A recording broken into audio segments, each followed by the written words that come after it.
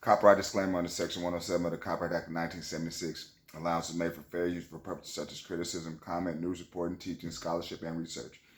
Fair use is permitted by the copyright statute that might otherwise be infringing. Non-profit, educational, or personal use tips to balance in favor of fair use. Assalamu alaikum, people. This is your boy Musa as a call. Bring you that Mickey Ficky slap for your device. So please, thumbs up, thumbs up, thumbs up. Share and subscribe. Leave me some comments. Hit that HBO, that Cash App, or that PayPal. Because guess what? Closed mouth don't get fed. No, they don't. They don't get fed. But check this, man. I come across something on my notifications. And there are more, man. And the 76ers, man, they have issues going on. Dysfunctional. I mean, dysfunctional like a Mickey Ficky. More dysfunctional than Cain and Abel and they family. I mean, God, dog, man. You know how they wore out Ben Simmons, in the playoffs last year, calling them out. And look at this brewing on now, man. Got thrown out of practice, came back, now he having back strains and all this. Well, we're finna cook. Because I got like I said, I got this on my notifications. And I got this audio. And we're finna cook this thing. Let's rock and roll with it. So for the first time in Joel Embiid's career, you're telling me they did a team bonding experience on the road where he actually got a chance to say, oh, it feels like this is my team now and we can kick it? That speaks volume. Toxic. Keyshawn J. Willimax, ESPN Radio. We're asking on the Dr. Pepper call-in line, 888-SAY-ESPN, 729-3776. Who will pull off the biggest upset in Week 7? Okay, guys, according to Adrian Wojnarowski, Ben Simmons arrived and departed the 76ers practice facility yesterday, without taking part in the scheduled individual workout. Simmons is expected to come early to the 76ers shoot-around today to discuss his playing status with organizational leadership, sources tell ESPN. The Sixers play the Nets on ESPN, and the team is still hopeful that Simmons will participate in shoot-around. So it's time for Straight Talk, brought to you by Straight Talk Wireless. Here is Daryl Morey on 97.5 The Fanatic. Now, you think Pat Riley be going for some shit like this?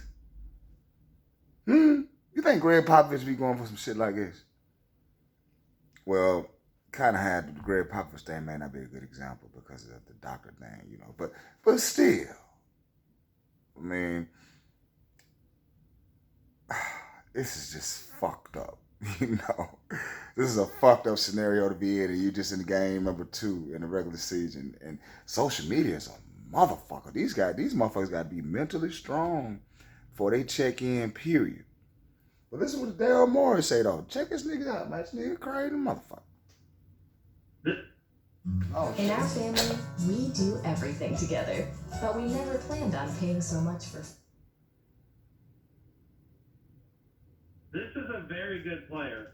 And to give ourselves the best chance to win the title, you need difference makers. You don't need role players.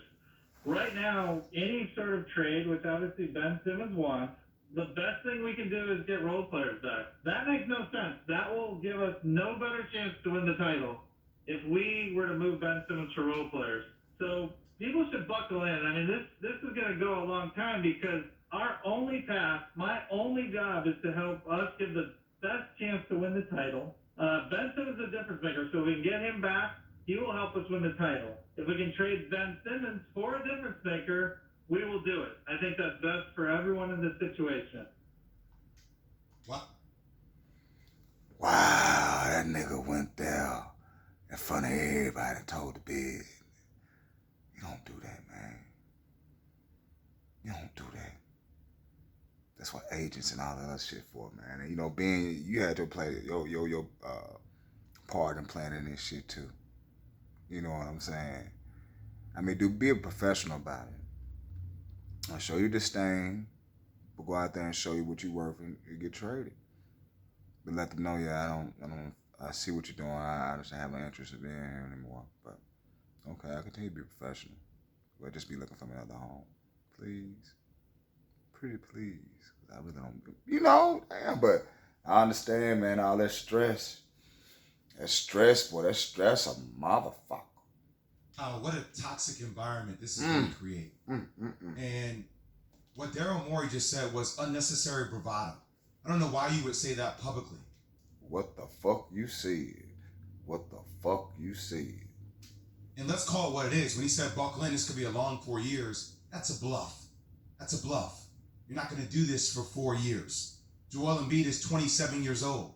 You're telling me you're going to make Joel Embiid go through 4 years of Ben Simmons going in and out on a team until he's 31? That's not going to happen. I just don't understand that in order to get this done, and look, I get it. As a business person, like, I'm going to make a hard stand. You don't have to do that publicly, Key. And now what it does is Ben Simmons is going to come back. From what I heard from my sources, Ben Simmons does want to play, but mentally he can't get over the hump of some of the things that have happened between him, Doc Rivers, Joel Embiid, and company. So Yes, turbulence has hit the door. Turbulence has hit the door. The Sixers got problems. is mentally checked out. They have told them multiple times he is mentally checked out. So right now, this is a battle of egos. And the only person that can fix it, in my opinion, is Doc Rivers. Because Doc Rivers is going to have to get to a point where he tells Daryl Morey, if it keeps festering and getting out of control, that I don't want to go through this. Man, this sounds like a fucking soap opera. I mean, really a fucking soap opera, man. It's something every day that's different.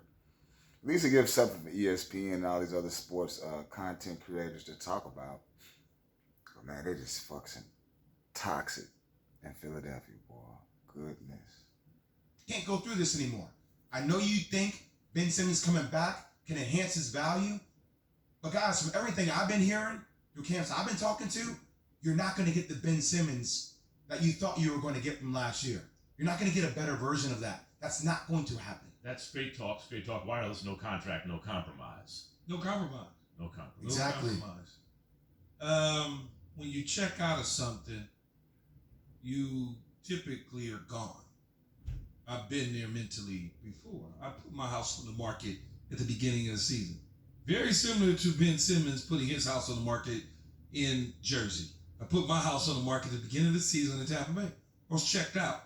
I was already done. Y'all got to move me. I don't care. It doesn't matter.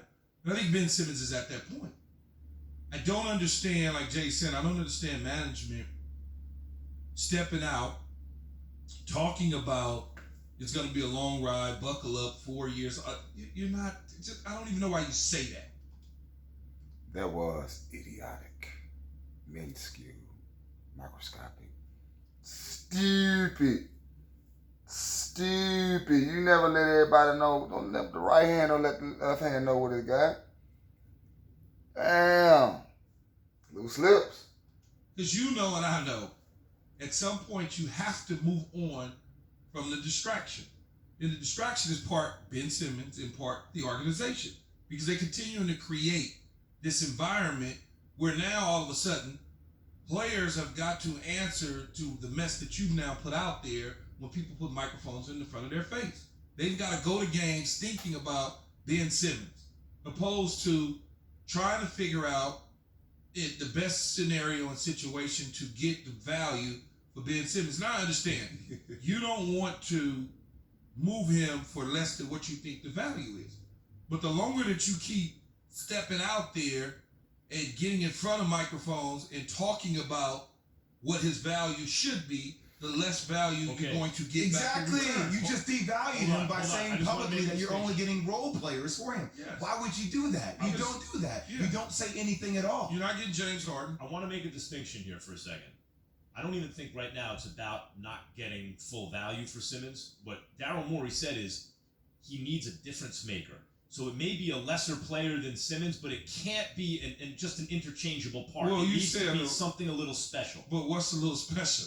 So What's a little special, Jay? Yeah, that's I a mean, good question. James Harden was No, one that's special. very special. Well, that was the one that they went for, right? But Why would the unfortunately, Nets give him up? unfortunately for Tim Fertitta, him and Daryl Morey, that relationship was a little bit soured with the way Daryl kind of left. And obviously Tim was like, I'm not going to give you James Harden. I'm going to make that trade with Brooklyn. Right. But I think that sends, because Daryl was very close to James. That was a relationship in which Ben Simmons was like, okay, Trains left the station. if that was a deal, he was down for that deal. He was down to make that one happen. It just didn't go through. Here's a little special, right? Not Woo, Lord have mercy. That's too much. That's too much. Too much. Philly, I'm going to pray for y'all. Hallelujah. Hallelujah. This your boy Isaac Carmine, doing what it do. Bringing that heat for your device. Like, share, and subscribe. Like, share, and subscribe. Peace.